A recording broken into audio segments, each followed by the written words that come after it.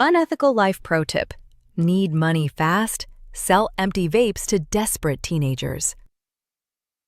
Back when the vape craze exploded in Germany, especially among teenagers who had no business puffing clouds, my friend came up with a hustle so scummy yet so genius it still makes me laugh. See, disposable vapes became the status symbol. Didn't matter if you were 13 or 17, if you weren't hitting a Lost Mary or Elf bar during your school break, you were basically invisible. The catch? These things were expensive, and you couldn't buy them legally unless you were 18. Even worse for the kids, the vapes would run out in a few days and they'd be stuck finding self for a puff. Enter my friend, let's call him Max. Max didn't even vape.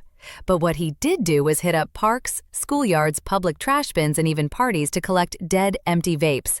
He'd clean them up a bit, maybe wipe off the mouthpiece, and store them in a shoebox like they were gold bars. Then came the sales. Every Friday afternoon, Max would post up near a busy train station, one with lots of students hanging around, and pull out a plastic bag full of limited edition vapes. He was smart, he never said they were new. Instead, he'd say things like, "Yo, this one's still got a few puffs left. This flavor's discontinued. Rare stuff.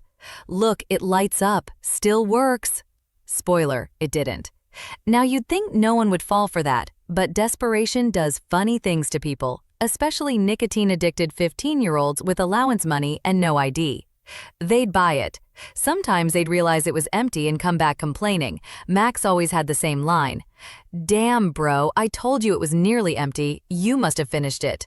And that was it. What were they gonna do? Tell their parents? Tell the cops they bought illegal vapes from a random guy in a hoodie? Not a chance. In a good session, Max made 80 to 120 euros in under 3 hours. Pure profit. No startup costs. His product literally came from the trash. He even scaled it for a bit, getting 2 other kids to collect empties for him for a small cut. At one point, he had a backpack full of used vapes and called it his mobile vape store. Eventually, he quit when the cops started patrolling the area more often, but for a while, he was the underground vape king of the district, selling kids nothing and making bank for it. Moral of the story? If there's a demand, someone will buy anything, even trash. You just need the guts to sell it.